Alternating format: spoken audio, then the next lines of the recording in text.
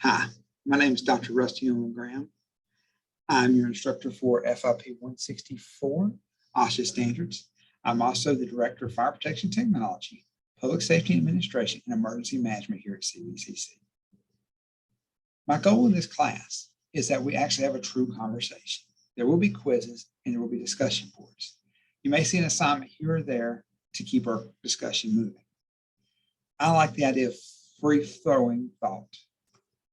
So in this class, each week, you'll have 2 videos, very short, kind of hitting the highlights of what we're wanting, that I want you to know about the material. Of course, I'd like you to look at the PowerPoint and look at the lecture notes that are provided by the publisher, and also look at the chapter for our discussion. But I'm going to provide an overview of kind of what I want the discussion to be about and some food for thought. I'm not going to have you writing a bunch of papers. This is a very simple format because I want us to be very successful. I wish we could sit in person and have this discussion, because this is one of the classes you can have a lot of fun in. Because I'm going to ask you some important questions in here. I'm preparing you for the day that you put on your white shirt and you're like, okay, now I'm in charge of the people that I work with. It's my job at the beginning of the shift to make sure that those same people go home at the end of the shift. I don't buy into this, hey, this is a culture of we got to do whatever it takes to get the job done.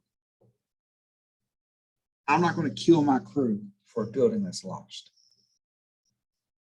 I can take you to a lot of places where buildings, I had house fires at, where the building stood.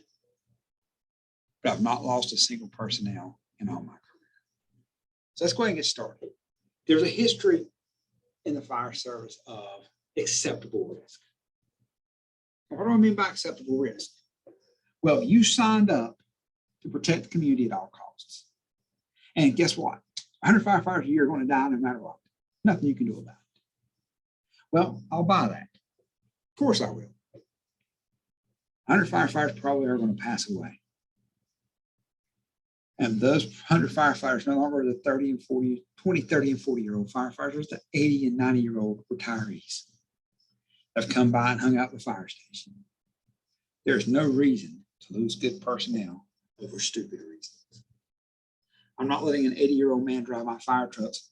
Why? Because the likelihood of one of them falling out and killing my entire career, my entire crew, is way too high. So what is acceptable risk? I'm willing to risk a lot to save a lot. Point blank. I don't have a problem maybe not going home if it gets a viable person out of the building. I'll buy that all day long. They say that our profession is incredibly risky. I agree with them. This is one of the few professions in the world where the building itself is trying to kill you, where you're around chemicals and everything else. You're in horrible weather conditions. You're under severe emotional distress. Your heart goes from totally resting to 120 to 130 beats a minute going to a call. I get all that. Okay? So I'll buy the firefighting's a dangerous profession. Fine. We make it worse when we add an EMS to us, right? Because now we have communicable diseases. Now my crew might be dealing with diseases we never had to deal with before. As a fire department, we went out, we put the wet stuff on the red stuff and went home. Now we're talking about dealing with ooey and gooey. My crew, for example, worked 4 hours on a medical call, take someone out of a vehicle that had AIDS. I've been to a house that had tuberculosis. Half the family did. Now, every profession has a progression towards safety, and ours is no different. We can't lean back to the Triangle Shirtwaist Company fire. You know, that one was pretty cool. If you go back and look at it, if you actually become a true student of the fire service, you're going to start learning about major disasters. This one right here was locked doors, overcrowded, and young ladies decided to jump out of a building to save their lives. Okay? You're going to find out that there was also studies about tuberculosis and unsanitary working conditions that led to the end of sweatshops. If you keep on reading in your book, you're going to talk about in 1923, the end of some of the dirty trades because of industrial hygiene. You know, there's no need to have tuberculosis and everything else bad happening. Okay? There's regulatory requirements now. And we'll be talking about that in chapter 2, by the way. But we're looking at this a little bit more. Where's our history fall into this? Okay, we're looking at this.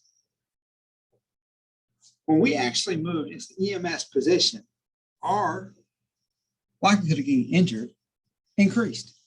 And your book may not talk about this, but one of the biggest problems most fire departments has is improper lifting.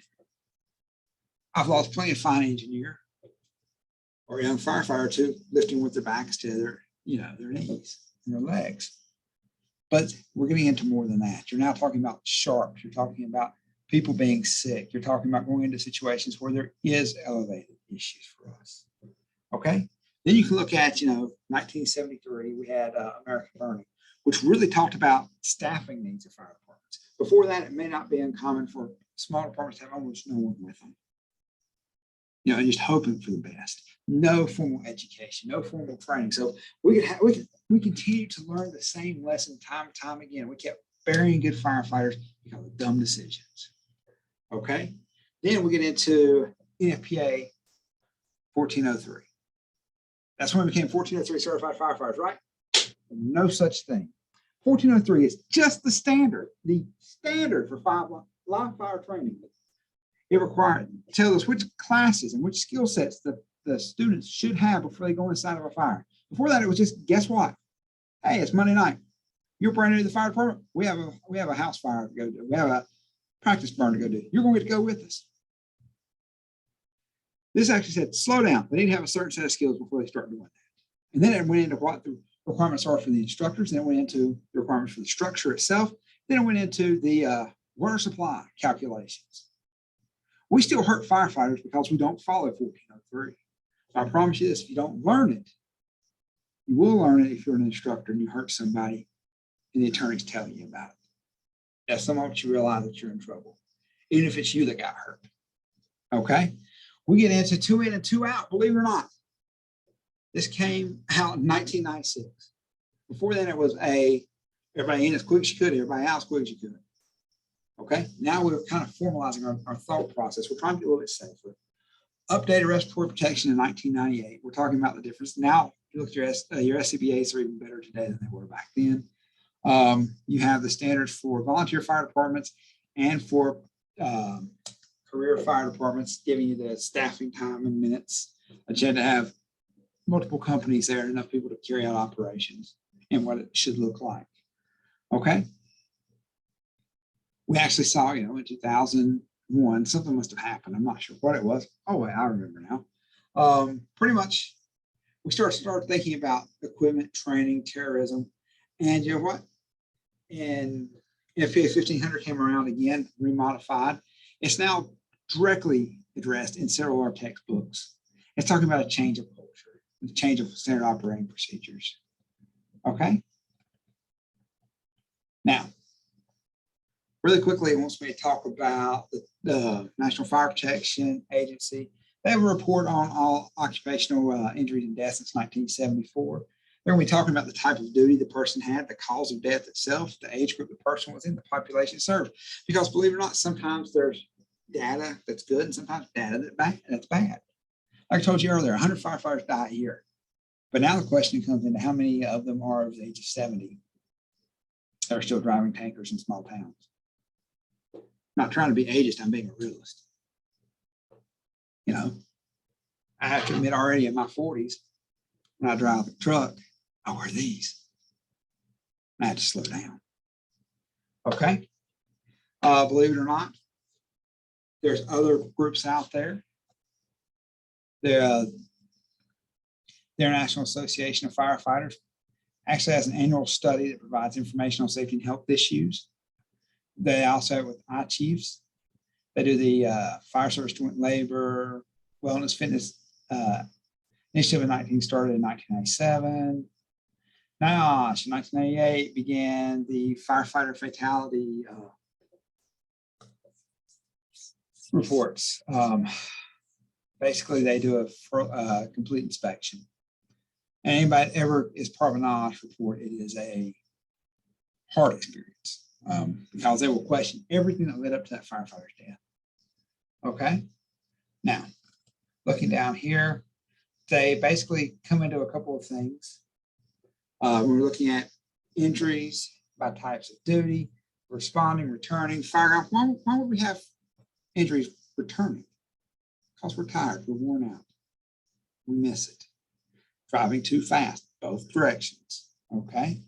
Training, other on duty, non-fire emergencies, natures of injuries. There's 10 categories here. Burns, fire chemicals, smoke or gas inhalation, other respiratory distress, burns and smoke inhalation, wounds, cuts, bleeding, bruise, dislocation, fracture, heart attack or stroke, strains, pain, muscle pain, thermal stress, and other. Then it goes on to nature of injury by type, duty for 2012. Looking at this, the leading causes: struck by an object, stepped or made contact with an object, extreme weather, exposure to fire product, exposure to chemicals or radiation, fell, slipped, jumped, overexertion, others. Okay. So what's being done? What's the real question? Well, if we go to talking about the 16 life safety initiatives, we can talk about them in a different way. Safe ops is a way to address the 16 fire life safety initiatives. Supervision. Some departments have hired risk management specialists, assigned safety officers, contracted with fitness and wellness experts. In other words, if you want your personnel to be healthy, you work them out.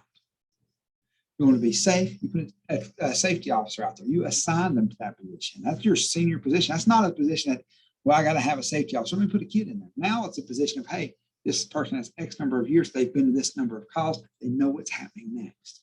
That's what we want. We want a safety officer that can see ahead.